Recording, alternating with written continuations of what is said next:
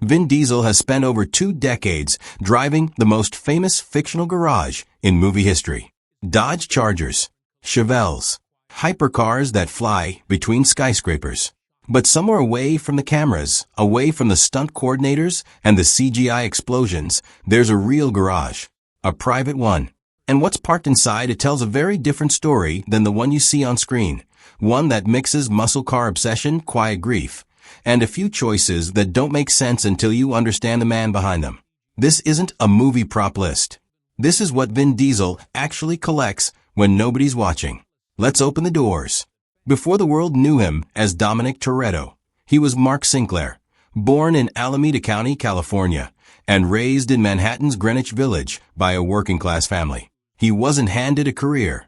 He self-financed his first short film, Multifacial, in 1994, using it to get himself noticed in an industry that had no interest in a mixed-race actor with an unusual name and an even more unusual look. He changed his name to Vin Diesel, kept pushing, and eventually landed the role that would define him. A street racer named Dominic Toretto in a modest 2001 film called The Fast and the Furious. Here's the part most casual fans don't know. Diesel wasn't just an actor taking direction on that franchise. He became a producer on the series early on, which meant he had real influence over how the cars were chosen, built, and treated on screen. He's talked in interviews about caring less about how a car looks in a single shot and more about whether it has, in his words, soul. That distinction matters because it's the same philosophy that seems to govern his actual off-screen collection. He isn't buying trophies. He's buying machines that mean something to him personally, whether or not the public ever finds out why. That's also why his real garage doesn't look like a typical celebrity showroom. There's no glass case, no velvet rope, no army of identical supercars lined up for Instagram. Multiple people who've covered his collection over the years describe something closer to a working shop. Restamods next to Survivor Condition classics, a few obvious blockbuster tie-ins next to cars that never appeared in a single frame of any Fast and Furious movie. It's less look what I can afford, and more look what I actually care about. And that's the real hook of this story. Because when you start listing out what's actually inside Vin Diesel's garage, a pattern emerges. One that says a lot more about grief, friendship, and identity than it does about horsepower. Start with the 1970s Chevrolet Chevelle SS. This is the car most closely associated with Diesel personally, not just because it appears in the franchise, but because he has said directly in interviews that it's his favorite car in his collection. That's a notable thing for a man who reportedly has access to some of the rarest machines on the planet. He didn't pick a hypercar as his favorite.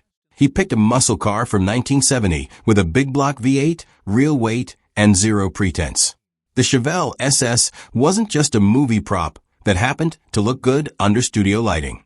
In its era, it was one of the most respected muscle cars on the market, a genuine performance machine that could go toe-to-toe with anything else rolling off an American assembly line. Big block engine options, aggressive proportions, no-nonsense engineering.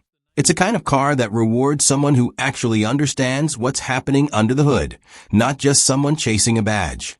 That fits everything Diesel has said publicly about how he relates to cars. Less about specs on a page, more about how the machine feels when you're behind the wheel. Then there's a Chevrolet Corvette Stingray Grand Sport, a first-generation Corvette variant that's about as far from a daily driver as you can get, a genuinely rare, race-bred collector's piece. Reports on his collection put its value in the 6 figures, and it's the kind of car that shows up on the wish list of serious classic car people, not casual buyers. The fact that Diesel owns one signals something. This isn't a man who bought into car culture because of a script. He was already fluent in it. And then there's the car that ties his real garage most directly to the franchise's mythology, a Dodge Charger Daytona, one of the most storied muscle cars in American racing history. Only a few hundred were built during its original production run, and the Daytona wasn't just built to look fast, it was built for NASCAR homologation, with an oversized rear wing and an aerodynamic nose cone that were genuine engineering solutions, not styling flourishes.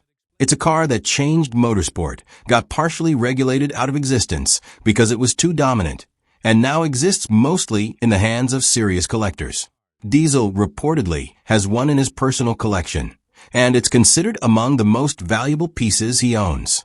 None of these are cars a casual celebrity buys because a publicist suggested it.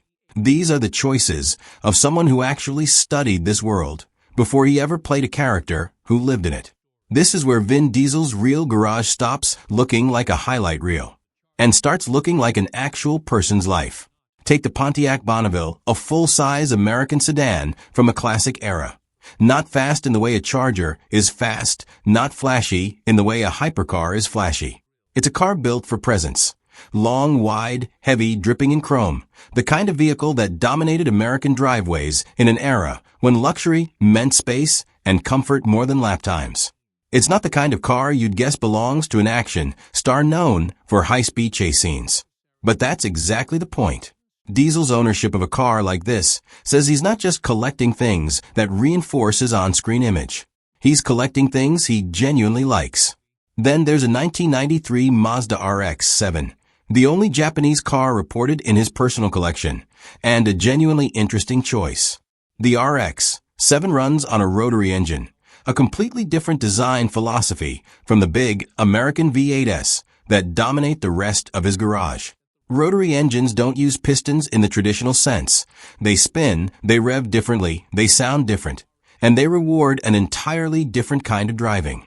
Owning one alongside a stable of muscle cars suggests Diesel isn't loyal to one school of automotive thought.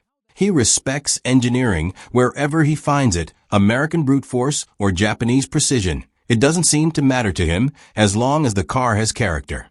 And then, almost jarringly, there's the practical side of his garage, a Subaru Impreza WRX STI, reportedly purchased around 2009, the same year a version of that car appeared in one of the franchise films.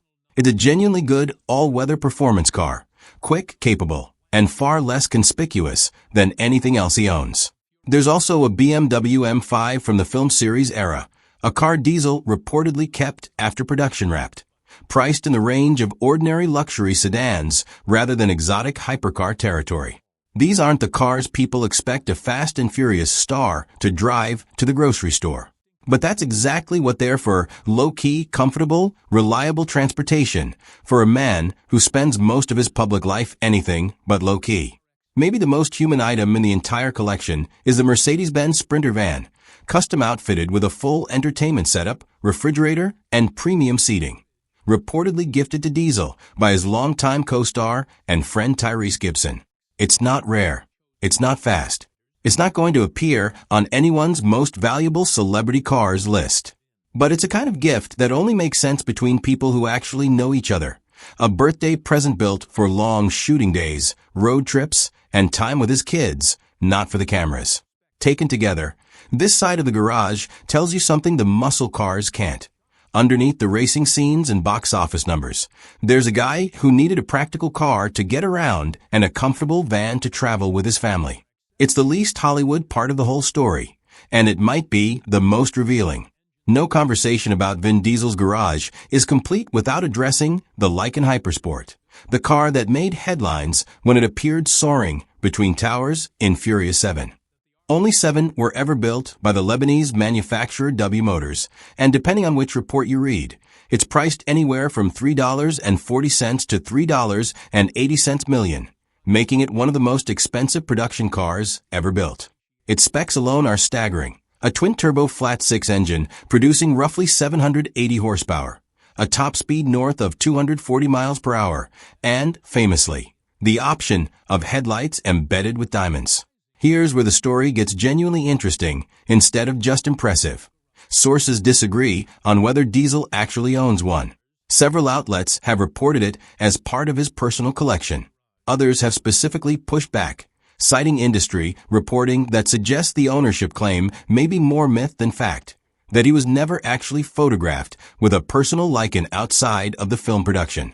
It's one of those celebrity car collection claims that's repeated so often it's treated as established fact, even though the paper trail is thin. That uncertainty is, honestly, part of the appeal of digging into a real celebrity garage instead of just accepting whatever a headline tells you. Not everything attached to a famous name is verified. Some of it is publicity. Some of it is fan mythology that calcified into fact after enough repetition. What we can say with more confidence is that the Lykan Hypersport, whether or not it's actually parked in his private garage, has become permanently linked to Diesel's public identity, a symbol of just how far the franchise pushed the boundary between believable action filmmaking and pure spectacle. If there's one thread that runs under everything else in this story, it's Paul Walker.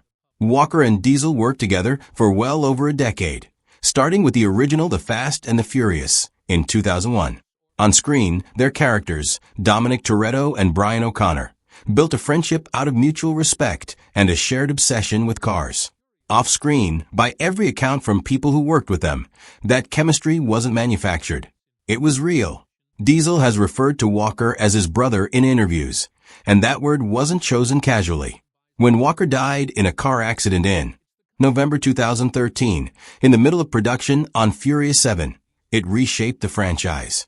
Diesel has spoken publicly, if sparingly, about how difficult that period was, about finishing a film that suddenly had to serve as both entertainment and tribute. The decision to close Furious 7 not with an action sequence, but with a quiet farewell scene between Dom and Brian, splitting onto separate roads, wasn't a marketing choice.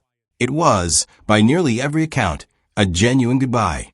That connection carries into Diesel's personal life beyond the films.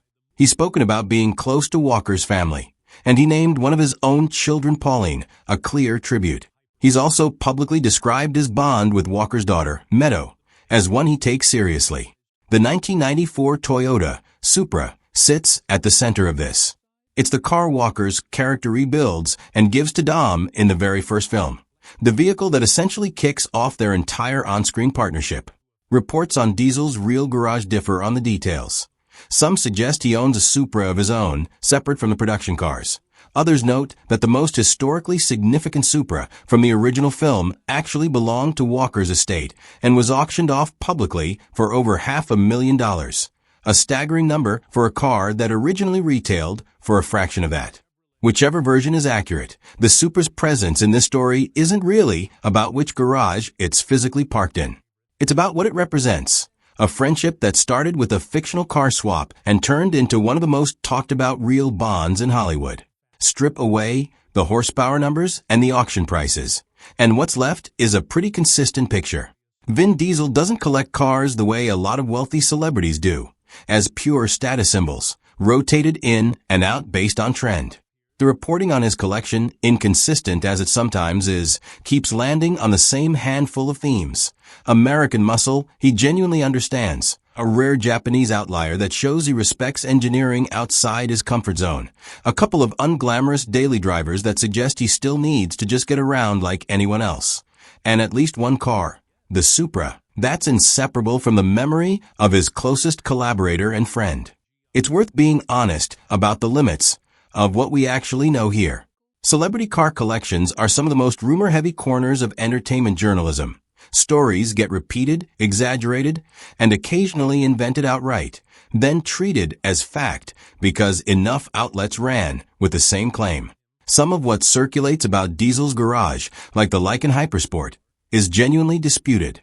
But the through line that keeps showing up across the more credible reporting is a man whose relationship with cars started long before fame did, and who still treats them less like assets and more like objects that carry a story. That's really the difference between Vin Diesel's garage and a typical celebrity car collection. It's not a museum built to impress visitors. It's closer to a scrapbook, built one car at a time out of muscle memory, and a friendship that outlived one of the people who was part of it. Thanks for watching. If you enjoyed this breakdown, let me know in the comments which car in the garage surprised you the most.